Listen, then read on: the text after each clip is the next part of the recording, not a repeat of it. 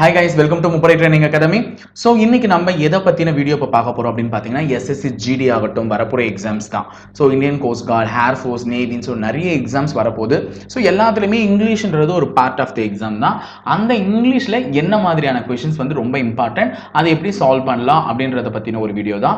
So இன்னைக்கு நம்ம பார்க்க போகிற ஒரு டாபிக் என்னன்னு பார்த்தீங்கன்னா ஸ்பாட்டிங் த எரர்ஸ் தான். நானும் சில டாபிக்ஸ்லாம் ரெகுலராக நான் போட ட்ரை பண்ணுறேன். அதை நீங்கள் வந்து கண்டினியூஸாக வந்து வீடியோவை ஃபாலோ பண்ணிட்டே இருந்தீங்கன்னா அந்த டாபிக்ஸில் வந்து நீங்கள் கொஞ்சம் உங்கள் நாலேஜை கெயின் பண்ணிக்கலாம். ஸோ அதுக்கு முன்னாடி SSC GD தான் ரொம்ப வரப்போற ஒரு மெயின் ஆப்பர்ச்சுனிட்டினே சொல்லலாம் தமிழக மாணவர்களுக்கு. ஏன் அப்படின்னு பார்த்தீங்கன்னா ஒரு நல்ல வேகன்சி வரப்போது, அதில் நல்ல பிளேஸ் ஆகலாம். ஓகேங்களா, மற்ற எக்ஸாம்ஸை கம்பேர் பண்ணும்போது இது ரொம்ப ஈஸியான எக்ஸாமும் கூட. ஸோ அதுக்காக அதில் இங்கிலீஷ் இருக்கும்னு சொல்லிட்டு தான் தமிழக மாணவர்கள் ரொம்ப பின்தங்கி இருக்கீங்க. ஐயோ வேண்டாம் இங்கிலீஷா பயமா அப்படின்னு சொல்லிட்டு. ஸோ பயப்படாதீங்க கைஸ், நான் 10th முடிச்சிருந்தாலும் இங்கிலீஷை ஈஸியாக முடிக்கலாம். ஸோ நான் சில ரூல்ஸ்லாம் சொல்கிறேன், அது வந்து ஞாபகம் வச்சுக்கோங்க, ஈஸியாக முடிச்சிடலாம். ஓகேங்களா. ஸோ இன்னைக்கு நம்ம ஃபர்ஸ்ட் பார்க்க போகிற டாபிக் என்ன அப்படின்னு பார்த்தீங்கன்னா ஸ்பாட்டிங் த எரர்ஸ். எரர் ஸ்பாட்டிங்னு ஒரு எக்ஸசைஸ் இருக்கும். ஸோ அதுதான் பார்க்க போறோம். இட்ஸ் வெரி வெரி இம்பார்ட்டன்ட் கொஷின்ஸ்னே சொல்லலாம். எல்லா எக்ஸாம்ஸ்ல கம்பல்சரி இருக்கக்கூடிய ஒரு கொஸ்டின். இது இல்லாமலாம் கொஸ்டின் பேப்பர் வரவே வராது, கண்டிப்பா இருக்கும்.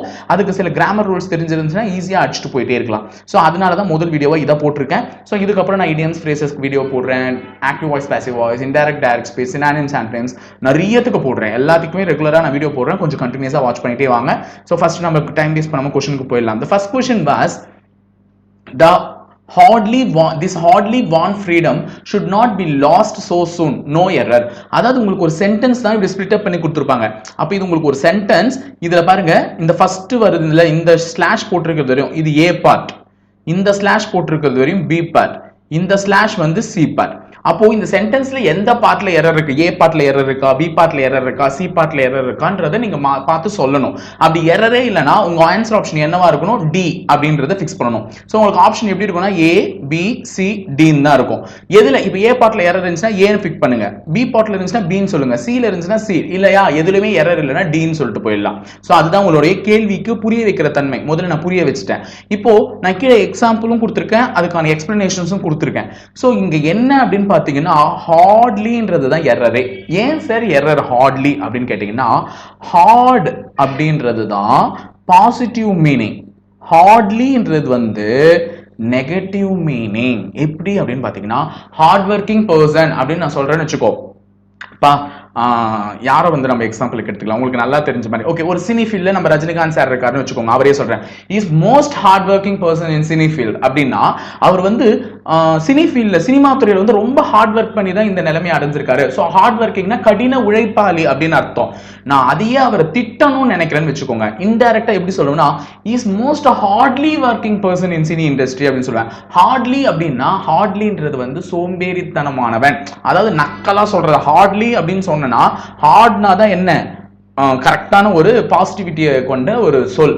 ஹார்ட்லி அப்படின்றது வந்து ஒரு நெகட்டிவிட்டியை ஸ்ப்ரெட் பண்ணக்கூடிய ஒரு வார்த்தை. அதாவது ஹார்ட்லி அப்படின்னா சோம்பேறி, வேலை சரியா செய்யாதவன் அப்படின்னு அர்த்தம். ஹார்ட்னா தான் கடின உழைப்பாளி. ஓகேங்களா.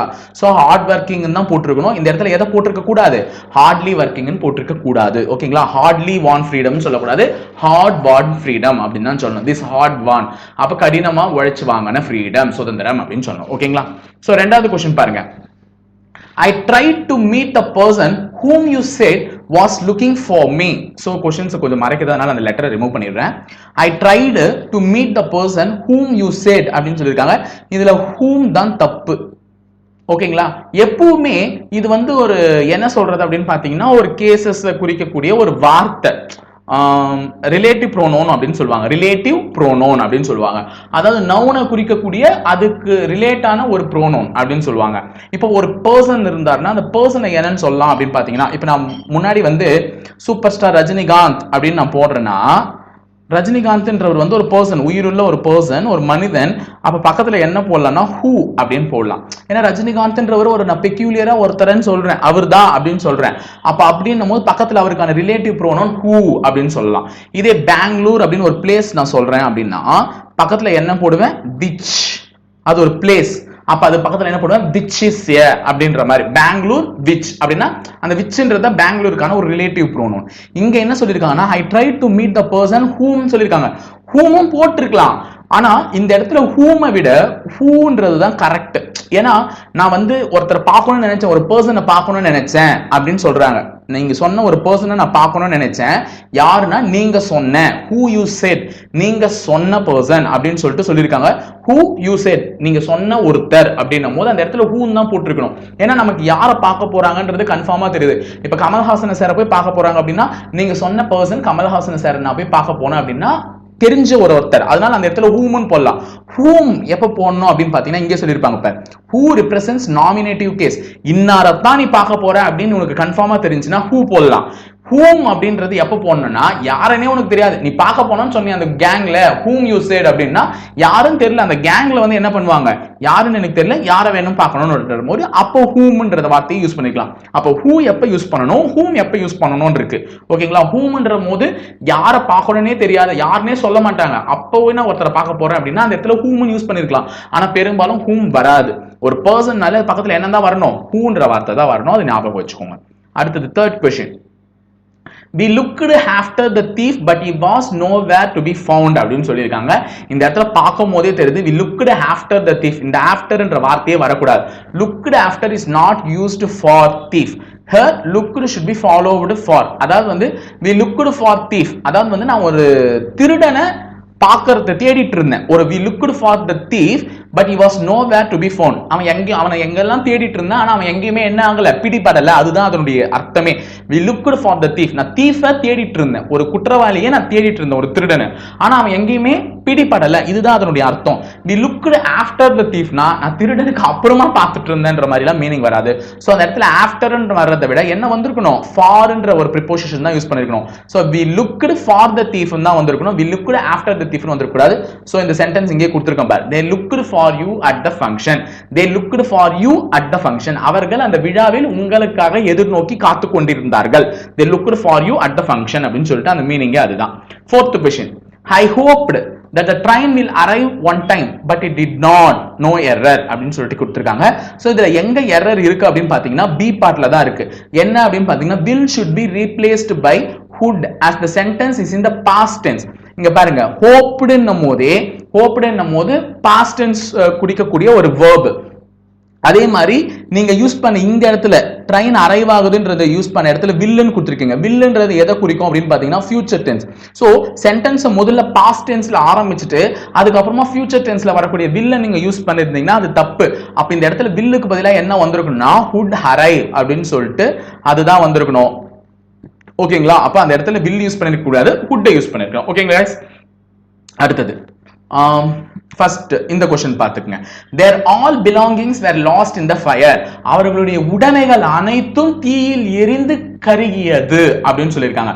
அவர்களுடைய உடைமைகள் அனைத்தும் அப்படின்னும் பொழுது their all அப்படின்னு வரவே கூடாது. their all belongings அது படிக்கும் போதே நமக்கு அந்த இடத்துல ஏதோ ஒன்னு உறுத்துற மாதிரியே இருக்கும். அப்போ all their அப்படின்னு தான் வரணும்.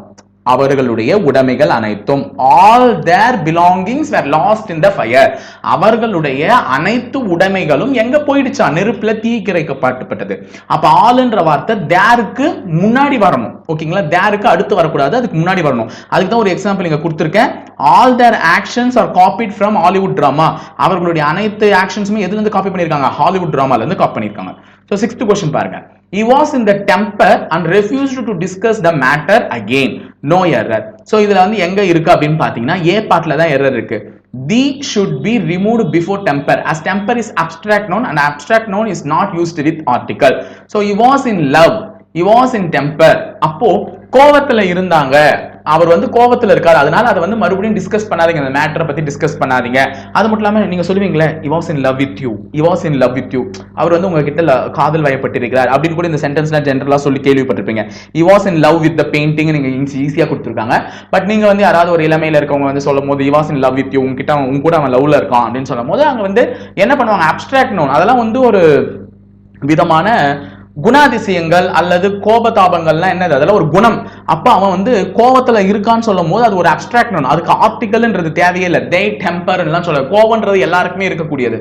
சோ அது வந்து ஒரு அதுக்கு ஆர்டிகல் யூஸ் பண்ண வேண்டிய அவசியமே இல்லை. அப்ப டெம்பர்ன்னும் போது என்ன யூஸ் பண்ணக்கூடாது, ஆர்டிகலை யூஸ் பண்ணக்கூடாது. ஓகேங்களா? அடுத்தது 7th question, the decoration in your house are similar to his house அப்படின்னு சொல்லி கேட்டிருக்காங்க. சோ இது வந்து எங்க எரர் இருக்குன்னு பாத்தீங்கன்னா சி பார்ட்ல தான் எரர் இருக்கு. அதாவது the decorations in your house are similar to that of his house அப்படின்னு சொல்லிருக்கணும். இந்த தட்ன்றது யூஸ் ஆயிருக்கணும். ஏன் அப்படின்னு பாத்தீங்கன்னா இது ரெண்டு பேருடைய கம்பேரிசன். அதாவது உங்க வீட்ல இருக்கக்கூடிய டெக்கரேஷன் எப்படி இருக்குன்னா அவர் வீட்ல இருக்கிற போலவே இருக்கு அப்படின்னு சொல்லும்போது to that of his house அப்படின்னு சொல்லிட்டு சொல்லிருக்கணும். ஏன்னா அது சொல்லலனா அது தப்பு. ஏன்னா இங்க case of attribute should be used in the sentence அப்படின்னு பாக்கும்போது her writing is similar to that of mine. அவருடைய எழுத்து எப்படி இருக்கா என்ன போலவே இருக்கு அப்படின்னு நான் இன்னொருத்தரோட கம்பேர் பண்றேன்னா அங்க to க்கு பக்கத்துல ஆல்வேஸ் என்ன வரணும் that of அப்படின்னு சொல்லிட்டு ஒருத்தரை கம்பேர் பண்ணும்போது சொல்லணும். ஓகேங்களா? சோ இது வந்து திருத்திக்கோங்க. எக்ஸாம்பிள் வச்சிருக்கேன். சோ இதனுடைய PDF அட்டாச் பண்ணிருக்கேன். மறக்காம PDF டவுன்லோட் பண்ணிக்கோங்க. ஓகேங்களா? அடுத்தது despite of the increase in airfares most people still prefer to travel by plane. அதாவது வந்து என்னதான் வந்து அதிகப்படியா ஏர்ஃபேர் டிக்கெட் அதாவது ஏரோப்ளேன்ல போற டிக்கெட் அதிகமா வித்தாலும் நிறைய பேர் இப்பயும் எதை தான் ப்ரெஃபர் பண்றாங்க பிளேனை தான் ப்ரெஃபர் பண்றாங்க அப்படின்னு சொல்லியிருக்காங்க. இந்த இடத்துல பாருங்க எந்த இடத்துல எரர் இருக்குன்னா ஏ பார்ட்ல தான் எரர் இருக்கு. Of should be removed as despite is not followed by a preposition. அப்ப despite the increase in airfare தான் வரணும். அதாவது வந்து despite னு ஒரு வார்த்தை வரும்போது இந்த இடத்துல எது வரக்கூடாது ஆஃப்ன்றது வரக்கூடாது. பிகாஸ் ஏன்னா despite பக்கத்துல preposition யூஸ் ஆகாது. அதே நேரத்துல instead அப்படின்னு சொன்னீங்கன்னா மட்டும் தான் அது பக்கத்துல என்ன வார்த்தை வரணும் ஆஃப்ன்ற வார்த்தை வரணும். அதை தெரிஞ்சு வச்சுக்கோங்க. instead பக்கத்துல தான் ஆஃப் வரணும். despite ஆஃப்னு சொல்ல மாட்டாங்க. சோ despite னு ஒரு வார்த்தை வந்துச்சுனா அது பக்கத்துல எது வரக்கூடாதுன்னு உங்களுக்கு மார்க் பதியணும். ஆஃப் வரக்கூடாது. அடுத்து 9th question, he told the boys that if they worked hard they will surely pass அப்படின்னு சொல்லிருக்காங்க. இதுல இந்த இடத்துல எந்த இடத்துல அகைன் தப்பு வந்திருக்குன்னு பாத்தீங்கன்னா ஆல்ரெடி நான் சொன்னதுதான். he told the boys toldன்னும் போது அது எங்க போயிடுச்சுன்னா past tenseல போயிடுச்சு. ஓகேங்களா? அதே மாதிரி they workedன்னு சொல்லிருக்காங்க. அப்பயும் past tense தான் யூஸ் பண்ணிருக்காங்க. அப்ப he told the boys that if they worked hard அவங்க வந்து நல்லா ஒர்க் பண்ணாங்கன்னா they would surely pass. அப்ப இந்த இடத்துல will யூஸ் பண்ணிருக்க கூடாது. இந்த இடத்துல என்ன யூஸ் பண்ணிருக்கணும் would தான் யூஸ் பண்ணிருக்கணும். பிகாஸ் எல்லாமே past tenseல போகும்போது willன்றது future tense அது கண்டிப்பா வந்திருக்க கூடாது. would தான் யூஸ் பண்ணிருக்கணும். அடுத்தது அப்ப told அந்த மாதிரிலாம் வந்துச்சுனாலே past tenseன்றது தெரிஞ்சு வச்சுக்கோங்க. அடுத்து 10th question, I shall write to you when I shall reach Chennai அப்படின்னு சொன்னாங்கன்னா சி பார்ட்ல தாங்க எரர். ஏன்னா இந்த இடத்துல பாருங்க ரெண்டு தடவை ஷல்லுனே யூஸ் பண்ணிருக்காங்க. அந்த மாதிரிலாம் யூஸ் பண்ணக்கூடாது இங்கிலீஷை பொறுத்தவரையும். shall should be removed from this part of sentence because when the condition is in present then result should be in future. அதாவது வந்து இப்ப ஒரு பிரசன்ட்ல ஒரு நீ கண்டிஷன் சொல்ற இப்ப நீ நல்லா படிச்சா எதிர்காலத்துல நல்லா வாழ்வ அப்படின்னா இப்ப நீ படிக்கிற இது பிரசன்ட்ல நடக்கக்கூடிய ஒரு செயலினுடைய பலன் எப்ப கிடைக்கும் உனக்கு ஃபியூச்சர்ல தான் கிடைக்கும். அப்ப அந்த இடத்துல ஷல்ல யூஸ் பண்ணவே கூடாது. அந்த இடத்துல என்ன பண்ணணும் will தான் யூஸ் பண்ணணும். ஓகேங்களா? I will write to you when I will reach Chennai அப்படின்னு சொல்லுவாங்க. If I come early I will take you to the ride. அப்போ வந்து ஒரு பிரசன்ட்ல இருக்கக்கூடிய ஆக்ஷன் தான் எதை டிசைட் பண்ணுது ஃபியூச்சர்ல நடக்கக்கூடிய ஆக்ஷனை டிசைட் பண்ணுது. அப்ப அந்த இடத்துல ஷல்ல யூஸ் பண்ணியே இருக்க கூடாது. அதனால அதை ரிமூவ் பண்ண சொல்லியிருக்காங்க. ஓகேங்களா? அந்த இடத்துல will யூஸ் பண்ணிருக்கணும். அடுத்தது 11th question, neither of these two documents support your claim on the property அப்படின்னு சொல்லியிருக்காங்க. சோ ஈஸியான ஒரு இது சப்போர்ட்ன்றத வந்து சப்போர்ட்ஸ்னு மாத்தணும். ஏன் சப்போர்ட்ஸ் வந்து போடுறாங்க அப்படின்னு பாத்தீங்கன்னா it's a subjective case is singular. ஓகேங்களா? neither of these two documents supports your claim அப்படின்னு சொல்லிட்டு போட்டிருக்கணும். ஏன் அப்படின்னு பாத்தீங்கன்னா இந்த இடத்துல அதுக்கு ஒரு எக்ஸாம்பிளே கொடுத்திருக்கேன். neither of my sisters supports me. அதாவது என்னுடைய எந்த சிஸ்டர்ஸ்மே எனக்கு என்ன பண்ணலன்னா சப்போர்ட் பண்ணல. neither என்னும்போது நெகட்டிவ் மீனிங். நல்லா ஞாபகம் வச்சுக்கோங்க. neither என்னும்போது negative meaning. neither of these two documents இங்க பாருங்க ரெண்டு டாக்குமெண்ட் அதாவது என்னுடைய ரெண்டு டாக்குமெண்ட்டுமே என்னுடைய ப்ராப்பர்ட்டியினுடைய கிளைமுக்கு சப்போர்ட் பண்ணல. அதாவது நான் ஏதோ ஒரு சொத்து வச்சிருக்கேன். அந்த சொத்துக்கு ரெண்டு பத்திரம் வச்சிருக்கேன். அந்த ரெண்டு பத்திரமே அந்த சொத்துக்கு செல்லாததுனால எனக்கு உதவாம தான் போயிருக்குன்ற மீனிங் தான் இது. அப்ப neither of these two documents supports அப்படின்னு வந்திருக்கணும். அதாவது டாக்குமெண்ட்ஸ்ன்றதே ஒரு ப்ளூரல். அப்ப அது பண்ணக்கூடிய ஆக்ஷனும் எதுல தான் சொல்லணும் ப்ளூரல்ல தான் சொல்லணும். அப்ப சப்போர்ட்னு சொல்லிருக்க கூடாது சப்போர்ட்ஸ்னு சொல்லிருக்கணும். ஓகேங்களா गाइस? அது நல்லா ஞாபகம் வச்சுக்கோங்க. அடுத்தது is a school teacher is okay எனக்கு இதுல நான் படிக்கும் போதே கரெக்டா படிச்சுட்டு பாருங்க. ஏன்னா அது படிக்கும் போதே அந்த வார்த்தை வந்து இங்கிலீஷ் படிக்கும் போது தானாவே வந்துடும். ஈஸ் ஸ்கூல் டீச்சர்னு வந்திருக்கு. அப்ப நான் இங்க படிக்கும் போது என்னன்னு படிச்சேன் ஈஸிய ஸ்கூல் டீச்சர்னு படிச்சேனா அப்ப அங்க ஒரு ஆர்டிகல் மிஸ் ஆயிருக்கு. அப்ப ஏ பார்ட்ல தான் டக்குன்னு சொல்லிட்டேன். ஏமா இஸ் எ டான்சர் அப்படின்னு சொல்றாங்க.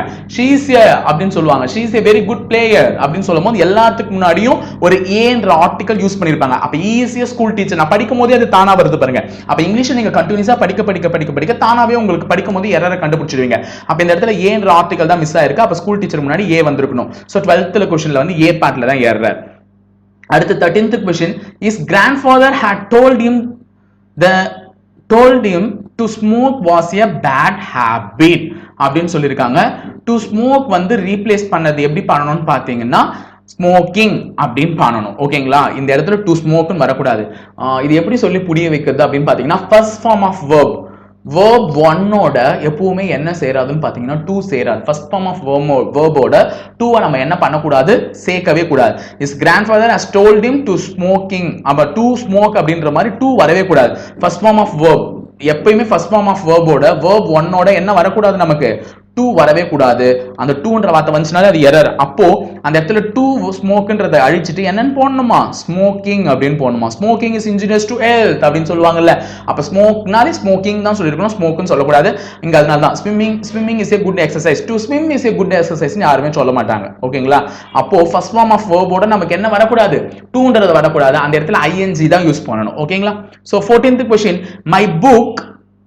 my book which I gave it to you yesterday is very interesting அப்படின்னும்போது B பார்ட்ல தான் எரர் இருந்திருக்கு. சோ அங்க it too should be removed from the sentence.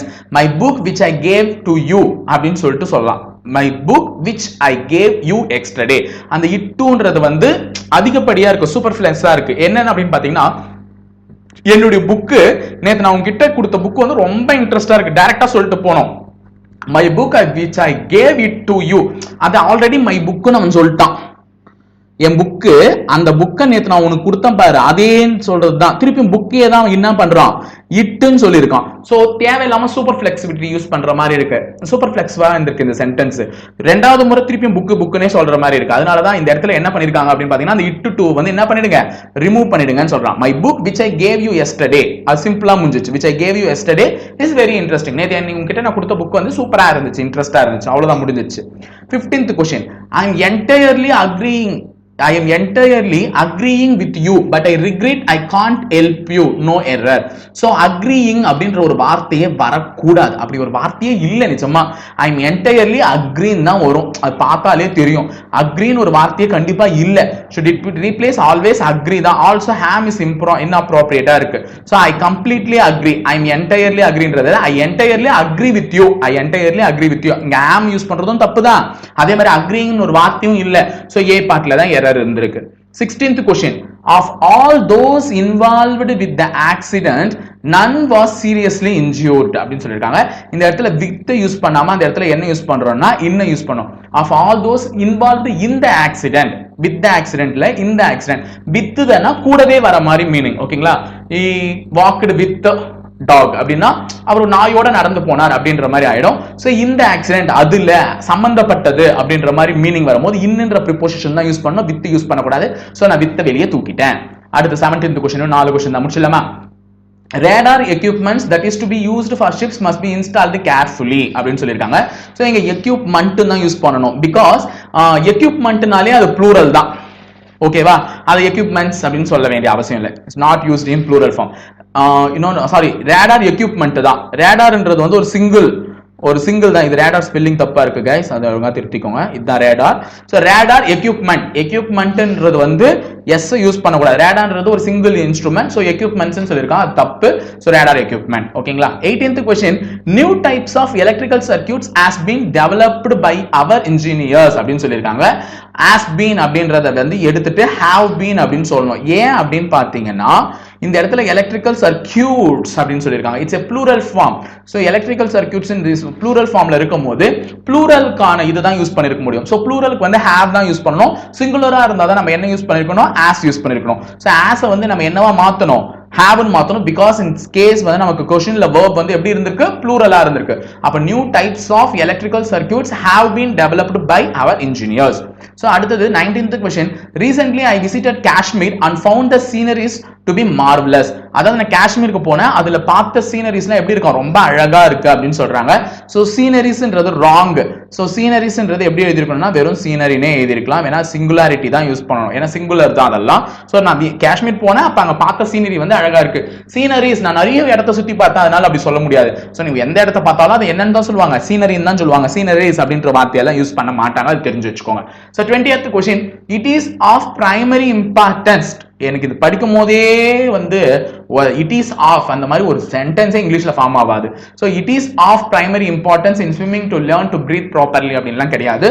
So utmost இந்த இடத்துல இட் இஸ் ஆஃப் பதிலா என்ன யூஸ் பண்ணணுமா, அட்மோஸ்ட்ன்ற ஒரு வார்த்தையை தான் யூஸ் பண்ணுவோம். Utmost should be used in place of primary as the importance breathing is always important rather than primary or secondary. So இந்த இடத்துல அட்மோஸ்ட் என்ன சொல்லிருக்காங்க, நீ ஸ்விம் பண்ணனும்னா பிரீத் ப்ராப்பரா பிரீத் பண்ணாதான் உன்னால என்ன பண்ண முடியும், நீருக்குள்ள முழுகி மூச்சை பிடிச்சி ஸ்விம் பண்ண முடியும். அதனால நீ பிரீத் பண்றது கத்துக்கோ, அட்மோஸ்ட் அதையாவது கத்து வச்சுக்கோ அப்படின்றது தான் அர்த்தம் அட்மோஸ்ட். ஓகேங்களா? ஆனா இட் இஸ் ஆஃப் அப்படின்னு சொல்றதெல்லாம் தப்பு. சோ அது தேவையில்லை, அது எடுத்துருங்க. ஓகேங்களா? சோ இப்போ இந்த क्वेश्चंस பார்த்திருப்பீங்க. கிட்டத்தட்ட 20 கேள்விகள் நாம் பார்த்து விட்டோம். எரர் ஸ்பாட்டிங்ல இன்னைக்கு படிச்ச ரூல்ஸ் கொஞ்சம் ஞாபகம் வச்சுக்கோங்க. இதுக்கு மேலே நம்ம அடுத்து கொஞ்சம் நேரத்துக்கு வீடியோ போடலாம், அதையும் நீங்க வந்து தொடர்ந்து பார்த்துட்டு தான் இருப்பீங்க. சோ ஒரு சைக்கிள் முடிக்கலாம் கொஞ்சமா போட்டு, திருப்பி நான் எரர் ஸ்பாட்டிங்க்கு சில क्वेश्चंस எடுத்துட்டு வரேன்.